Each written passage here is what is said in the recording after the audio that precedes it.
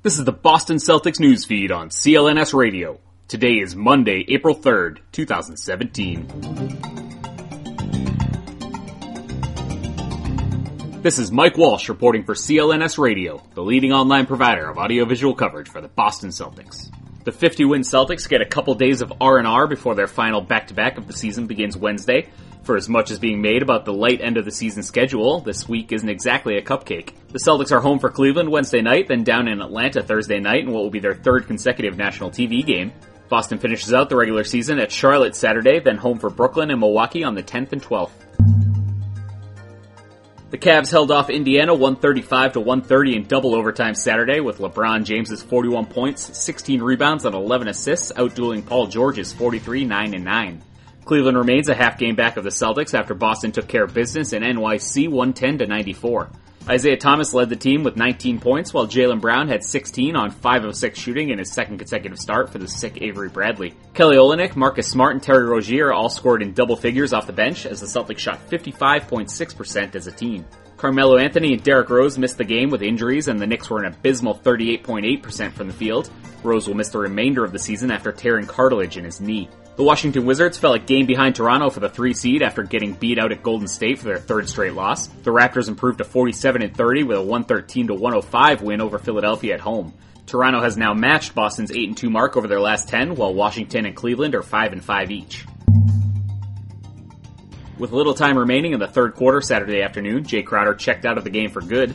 He was apparently experiencing a weird feeling in his elbow. X-rays taken on-site at the Garden came back clear, but he was expected to get an MRI back in Boston today. According to Mass Live's Jay King, Crowder said of the tingly feeling he felt in his elbow, quote, "How concerned am I? I mean, I'm worried about it. I want to see what they say. The X-ray said pretty much nothing structural, so that was a good sign, but it's weird. The doctor was saying it was weird too. It's just swelling on the inside of my elbow. I don't know what it is," end quote.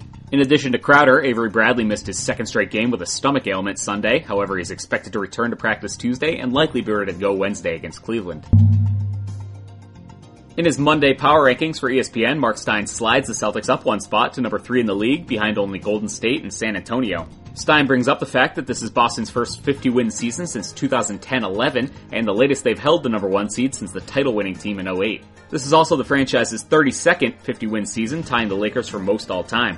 Wednesday's game against the Cavs is a big one, as it would even the season series at 2-2 and give Boston the real inside track at home court throughout the Eastern Conference playoffs. Stein also gave Brad Stevens some Coach of the Year love. In the rankings, Boston hopped over Houston, with the Rockets sliding to 4th. Toronto hangs on in 5th, while the Cavs climb back to 6th, and the Wizards drop behind Utah to 8th.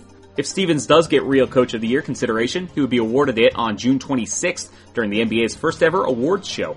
The league announced Monday that it would be hosting its own show, giving out MVP, Rookie of the Year, and some new individual awards in addition to the yearly standards. The show would take place in June at Basketball City on Pier 36 in Manhattan. The event will be broadcast live on TNT. With the NCAA men's national title game tonight and a heavy opening day for much of Major League Baseball, there's only one NBA game Monday night. The Portland Trail Blazers, who hold a 2-game lead on the 8th seed in the West, visit the Minnesota Timberwolves at 7 p.m. Eastern on NBA TV. Hey guys, our Celtics news feed is being powered by that SeatGeek ticketing app. That's the smartest and easiest way to buy and sell sports and concert tickets. Get a $20 rebate on your first purchase by downloading the free SeatGeek app to your phone.